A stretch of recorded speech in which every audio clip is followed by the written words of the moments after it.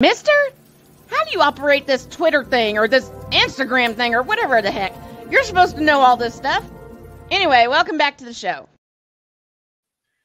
All right, we're inside Totally Dietz as we come down the stretch of hour 2. Chris Dietz has joined us via the Invader Coffee guest line. It's time to preview championship weekend.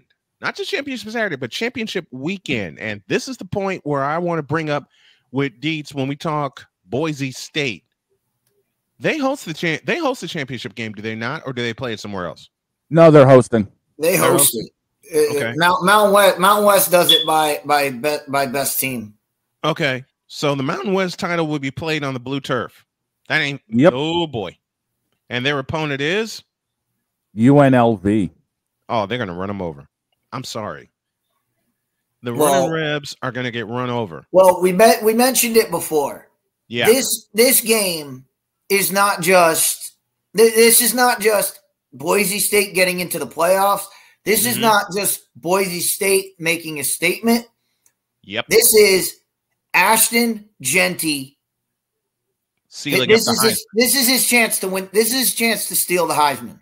Yep. Because right now all votes are for Travis Hunter.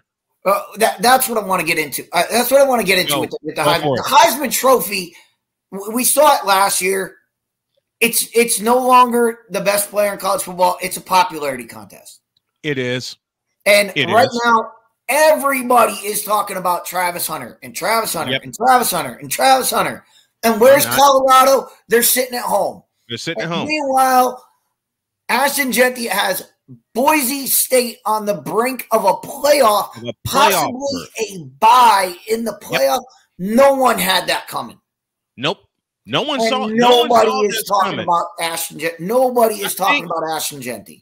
I think Ashton is one of only a few running backs this year to get 100+ per game. I believe that to be true. Something like that, yeah. I know he's gotten 100 each game. But it's crazy that no one is talking about Ashton Jeanty except us, okay? Because we left Travis Hunter alone after they got blown out by Nebraska. We left this crew. I can promise y'all this. How about when we were live on the air calling the Colorado game? Yep. The Colorado-Kansas game where Travis Hunter did not get the ball in the second half. Didn't have a catch. Did not have a handoff. Did not make a single play, and their defense got run over by Kansas. They surrendered 519 yards to Kansas. Chris and I called that game. It was part of our double duty Saturday. Chris and I called that game, and Chris, I remember you saying if they don't target Travis Hunter, they're done. Yeah. They did not target Travis Hunter on offense once. The one time they did was a corner of the end zone shot that was thrown out of bounds. Yep. It was the one time they threw him the ball in the second half. The one time. One. But he's the best player in college. But he's the best player in college football because he's the only player that anyone talks about. When they talk about Heisman, he's the only guy they talk about. What about Dylan Gabriel, who's got his team to 12-0 and possibly the number one team in the country? Second time. Nobody wants to talk about Dylan Gabriel. No one wants to talk about Dylan Gabriel up for the Heisman. Second time Oregon's gone 12-0. They play in the Big Ten Championship in Indianapolis against Penn State on Saturday night. To me, the candidates for the Heisman Trophy are Dylan Gabriel and Ashton Jeanty. Period. Mm-hmm. That's how it should be. That's how it should be. Those two guys. If there's a third candidate, I'd love to see him. And it comes down to who plays better in their projective championship game. Yep. If Ashton Jeanty goes out, has 200 yards, scores 3 touchdowns, and Boise State blows out UNLV, we'll be looking at him. If Dylan Gabriel goes out, throws for 300 yards, and blows out Penn State, he'll have the upper edge. But these are the guys we should be looking at. Nobody's even putting them on their radar. Oh, because Travis Hunter plays both sides of the football. Let me get into he plays both sides of the football. But his team but he didn't get his team anywhere. And in big games and big moments, he faded away. Yep. Nebraska. By the way, Nebraska, Kansas. Okay. I was going to say, going back to Genty for a moment, I've got his stats up in front of me. He's averaging nearly 55 yards more than second place Omar and Hampton from North Carolina on yards per game, and has 13 more touchdowns. What's the yards per game average for Ashton Genty, since you have the stats in front of you? 191. Wow. Listen. yeah. He's averaging nearly just short of 200 yards a game. South of 200 yards per. That's not the 200 rushing yards per game. Let's say that again. He's averaging just south of 200 rushing yards per game. And since Shane is our statistician this morning, how many 200-yard games has he had this year? That's almost Derrick Henry numbers. 5? He had 5. 5 200-yard. And his most recent games. His most recent one was Black Friday. 37 carries, 226. That's almost Derrick Henry numbers. Listen, he opened the season busting out a 267 game, and then against WSU he had a 259 game. I mean, no one except us, and yes, I proudly say except us, because we bring the real when it comes to sports talk, especially college football. No one else except us is talking about Ashton Genty. Listen, Dietz put me on to Ashton Genty in week 1, before week 1, because Dietz called me and he said, I got your Heisman Trophy candidate. Talk to me. He said, Ashton Genty of Boise State. And I scoffed for a moment until Dietz said, take a look at him. I took a look at him and kept him on the radar. Because early in the season, it was Dylan Gabriel. They were all quarterbacks. When the preseason Heisman first came out, sorry, I'm stuttering here. I'm getting excited. It was Dylan Gabriel, Carson Beck, and Cameron Ewers. Cameron Ewers. Now it is Ashton Genty and Dylan Gabriel. Dylan Gabriel and Ashton Genty have been what every other Heisman Trophy candidate this season has not been: consistent. Well, that's not what they look for in the Heisman Trophy. We saw that last year.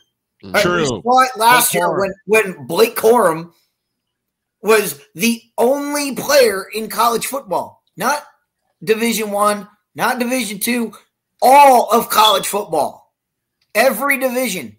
Blake Corum was the only one that scored a touchdown in every single game he played in.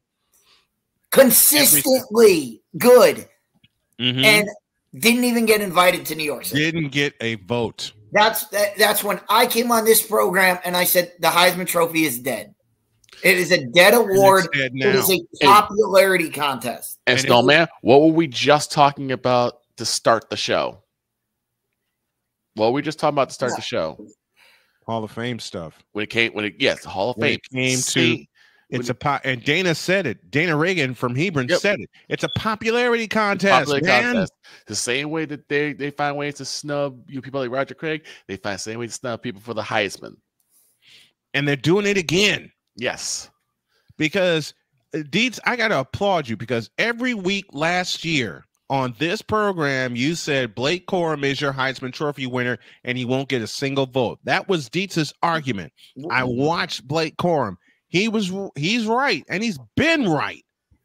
Didn't get a single damn vote. Didn't even get invited to New York. And he was the only player in all of college football to score a touchdown, at least a touchdown in every single game.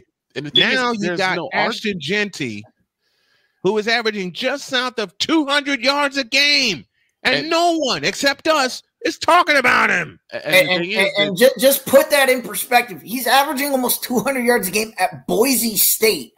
Boise State, team that had. Do you think they have wide receivers that teams are going, oh, we got to double cover this guy? No, everybody knows Ashton Genty's getting the ball. Everybody in the ballpark knows they got 12 guys on defense with eyes on him. Yep. And he still rushes for that many yards. for 191 yards a game. That's insane. That's crazy. And we are the only network, only sports show that honestly talks about who should win the Heisman. And for me, it's a 2-horse race, and I've said it all year: Dylan Gabriel and Ashton Jeanty. Period. I said nothing, and I got scoffed at by so many people. And you look at it, Dylan Gabriel's not even on the list. And you look at what he did. You go back to, we always go back to Heisman moments. Right. The guy's down by a touchdown against Ohio State with a season on the line, drives Oregon all the way down, and not only rushes in the game-winning touchdown. Yep.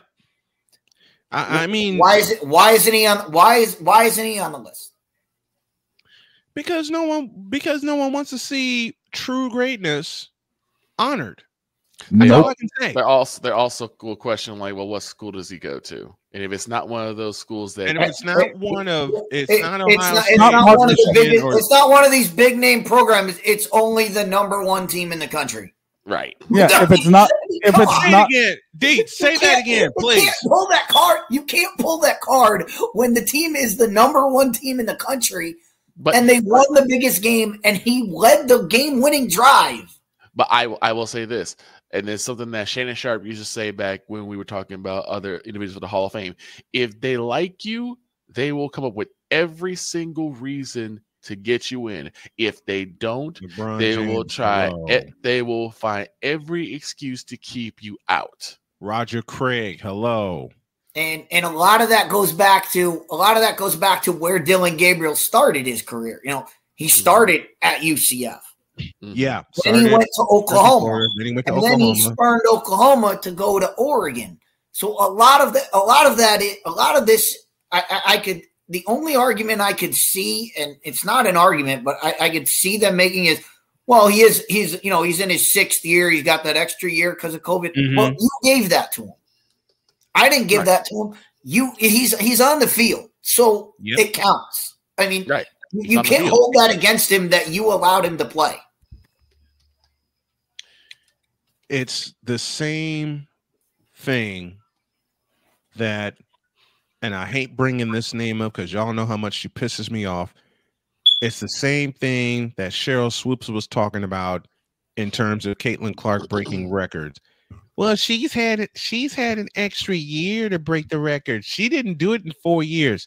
Cheryl, I hate to inform you of this, but yes, she did. Well, it doesn't. She did it in 4 years because that's underlying circumstances that were beyond her control. And but see, these Heisman voters don't think that way. They really don't think that way.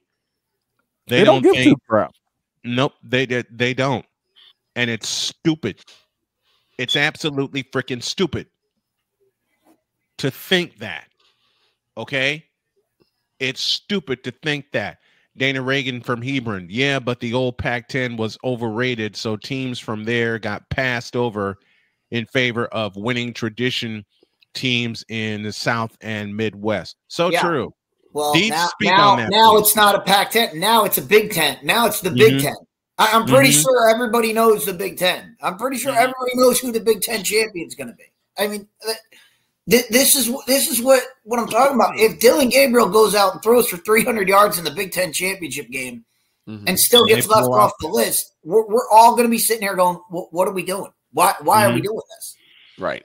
And I love that Dietz brought that to us. Not just to me, but to us. Okay? Dietz brought that to us saying, what are we doing with MVP votes and Heisman Trophy votes? It's a two-horse race. Supposed to be the best. It's supposed to be the best player in college football, not the most popular, not the guy who caused the most buzz. It's the guy who produced on the field the most. And right now, it's a two-horse race for me. To me, it is. To me, it's Ashton Jeanty 1, Dylan Gabriel 2. Dylan Gabriel 2. Yep. But they won't. But the voters won't look at it that way. And I think I'll bring a suggestion to mind that Dietz said they should hold the Heisman Trophy vote until all the games are complete. Yeah, including the playoff games. Oh, they should definitely do it. I actually just noticed something that is astonishing, and I'm still in awe of.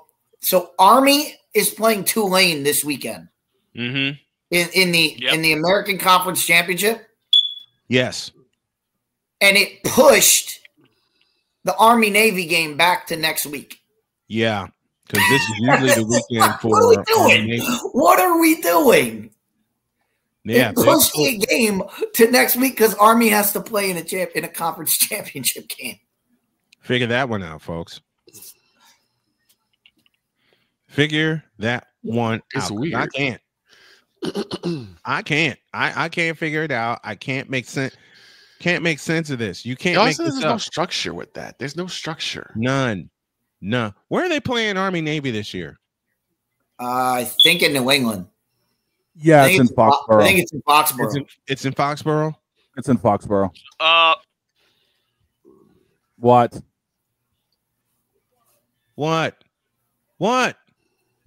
I mean, it used to be. It was in Philadelphia. It was always in Philadelphia.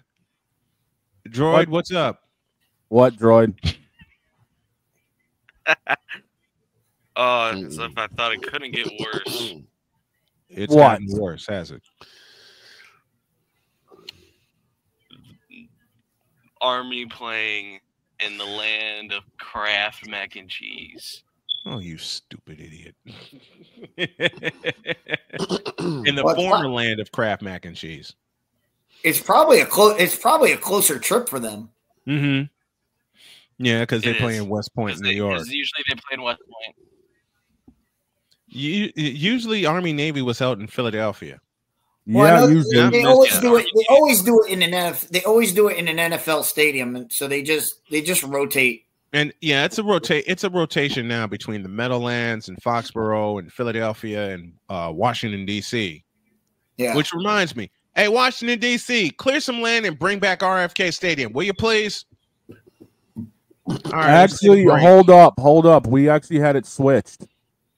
Really? You did? I actually have the locations. I found it for the next 4 games, counting this year. Okay. This year, it's being held in Northwest Stadium, a.k.a. Commanderland. 2025 the new RFK Stadium. The new RFK. 2025 is going to be at M&T Bank. Oh, Baltimore. They're hitting the Maryland circuit now.